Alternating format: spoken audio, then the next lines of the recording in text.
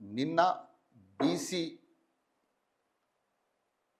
BC కులానికి సంబంధించిన ఈశ్వరయ్య అనే వ్యక్తి తనను తాను దహనం చేసుకున్న వార్తకు సంబంధించి మొన్నటి నుంచి కూడా ఈ ఇష్యూ రన్ అవుతూ ఉంది. మొన్న తీన్మార్ మల్లన్న ఆఫీస్ ఎదుట ఆయన ఈ అఘాత్యానికి పాల్పడ్డ పరిస్థితి.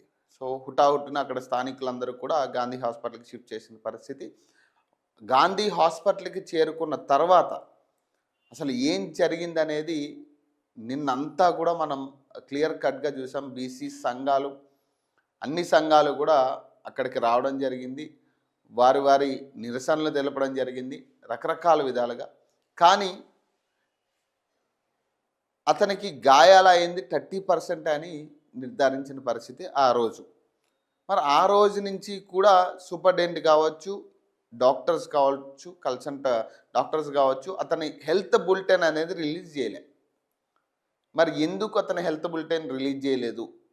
ఎందుకంటే ఆయన కాలిన గాయాలతో పడి ఉన్నప్పుడు కూడా ఆ వీడియో మనం చూస్తే ఆయన మాట్లాడుతూ ఉన్నాడు, చాలా చక్కగా ఆయన మాట్లాడుతూ ఉన్నారు. అలాంటి వ్యక్తి చనిపోతారనేది ఎవరు ఊహించని పరిస్థితి.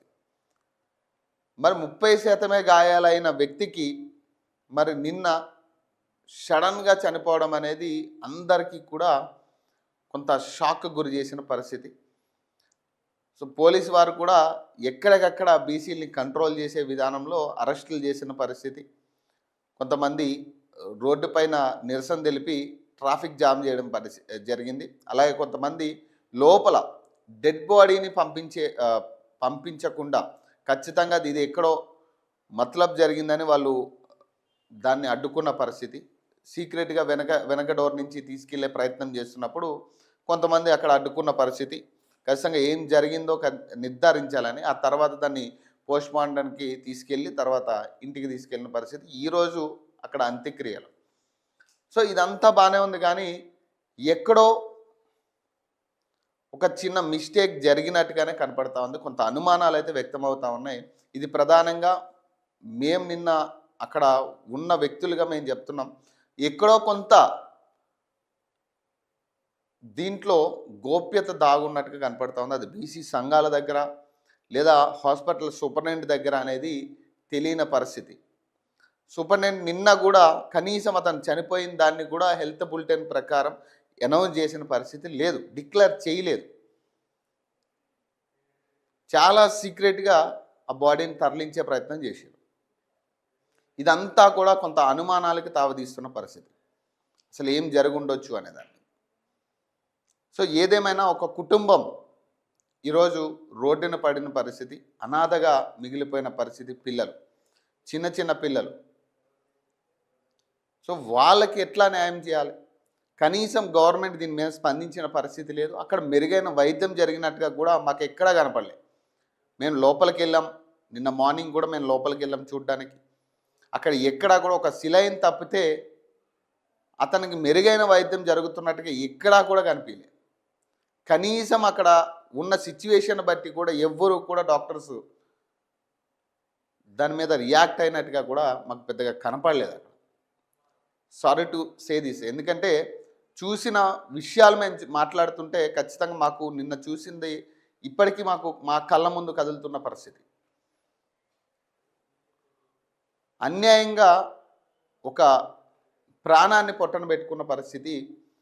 అతను బీసీలకు 42% రిజర్వేషన్ గురించి కొట్లాడినా, లేకపోతే అందుకే ఈ ఇన్సిడెంట్ జరిగిన ఈ ఘటన చోటు చేసుకున్నా, కానీ ఇది కరెక్ట్ వే కాదు అనేది మా ఉద్దేశం. గతంలో శ్రీకాంతాచారి గురించి ఇప్పటికీ మనం మాట్లాడుకుంటాం, కానీ ఇది ఒకటే మార్గం కాదు, ఆత్మహుతి అనేది మార్గం కాదు. ఖచ్చితంగా ప్రజాక్షేత్రంలో కొట్లాడాల్సిన అవసరం ఎంతైనా ఉంది. వీటి మీద మనకి అవసరమైన బెనిఫిట్స్ కోసం ఖచ్చితంగా కొట్లాడాలి. కానీ ఇట్లా ఆత్మహత్య చేసుకోవడానికి సిద్ధపడడం కానీ ఇట్లాంటివి ఖచ్చితంగా ఖండించాల్సిన విషయాలు. ఖచ్చితంగా ఎవరిని కూడా ఇట్లాంటి వాటికి మీరు ఏదైనా ఆలోచన ఉన్నా కూడా ఖచ్చితంగా ఇమీడియట్గా దీన్ని విత్డ్రా చేసుకోండి. ఇంకెవరు కూడా ఇట్లాంటి పనులు అయితే చేయొద్దు దయచేసి. మీ కుటుంబం గురించి ఆలోచించుకోండి. సో ఇది ప్రధానంగా నాకు తెలిసి ఏ మీడియాలో, ఏ ప్రధాన ఛానల్స్లో, ప్రధాన పత్రికల్లో ఇప్పటివరకు కవర్ కాని అంశం ఇది. అసలు ఎందుకు ప్రధాన మీడియా దీన్ని కవర్ చేయలేదన్న అనుమానాలు కూడా వస్తూ ఉన్నాయి. ఎందుకు దీని మీద ప్రధాన మీడియా, ఏ మీడియా కూడా కవర్ చేయలేదు? ఒక హీరోకి చిన్న దెబ్బ తగిలితే 6 రోజుల పాటు, దాదాపు 10 రోజుల పాటు ఆ విజువల్స్ని చూపిస్తూ, అతని గురించి వార్తలు రాస్తూ, లైవ్ కవరేజ్ కూడా చేసే పరిస్థితి మనం చూసాం. ఒక హీరోకి చిన్న దెబ్బ తగిలితే. అలాంటిది ఇంత పెద్ద ఇష్యూ రాష్ట్రంలో నడుస్తున్నప్పటికీ ఎందుకు ప్రధాన మీడియా వాళ్ళ వర్షన్ వినిపించట్లేదు అనేది చాలా అనుమానాలకు తావదీస్తూ ఉంది. ప్రధాన పత్రికల్లో నాకు తెలిసి ఎక్కడా కూడా ఈ వార్తకు సంబంధించిన అంశాలు ఎక్కడా కూడా రాని పరిస్థితి.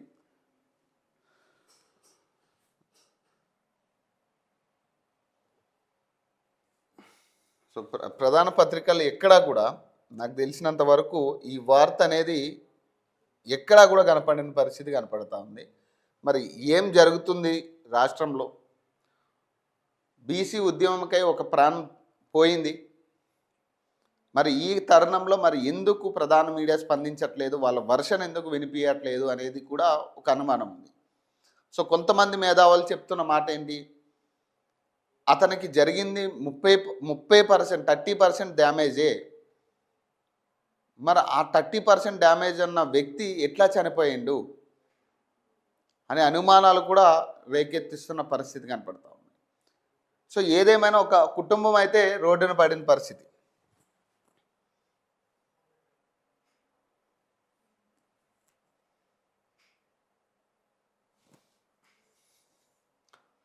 సో సాయి ఈశ్వర్ది ప్రభుత్వ హత్యే, 42% రిజర్వేషన్ హామీకి సర్కారు తూట్లు, అది తట్టుకోలేక ఆత్మహత్య. దీనికి రాహుల్ రేవంత్ బాధ్యత వహించాలి. బాధితుడు ఫ్యామిలీకి 50 లక్షల ఎక్స్గ్రేషియా చెల్లించాలి. BRS working president KTR demand. CM రాక్షస రాజకీయ క్రీడలో ఈశ్వర్ బలి అంట. హరీష్ రావు అంటున్నాడు ఈ మాట. బీసీ రిజర్వేషన్ కోసం పోరాడండి, ప్రాణాలు తీసుకోవద్దు. సాయి ఈశ్వర్ కుటుంబానికి 25 లక్షల ఎక్స్గ్రేషియా ప్రకటించాలి. రాష్ట్ర BC commission chairman G Niranjan.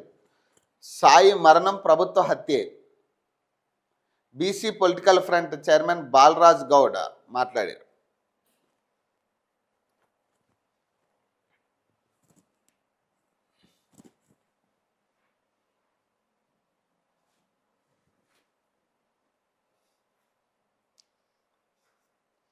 BC రిజర్వేషన్ల పేరిట సీఎం రేవంత్ రెడ్డి చేసిన మోసానికి సాయి ఈశ్వర్ నిండు ప్రాణం బలైందని కేటీఆర్ అన్నారు.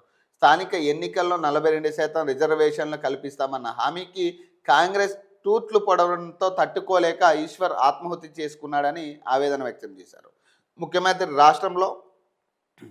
ముఖ్యమంత్రి రాష్ట్రంలోని వెనుకబడిన వర్గాలకు వెన్నుపోటు పొడిచారని మండిపడ్డారు.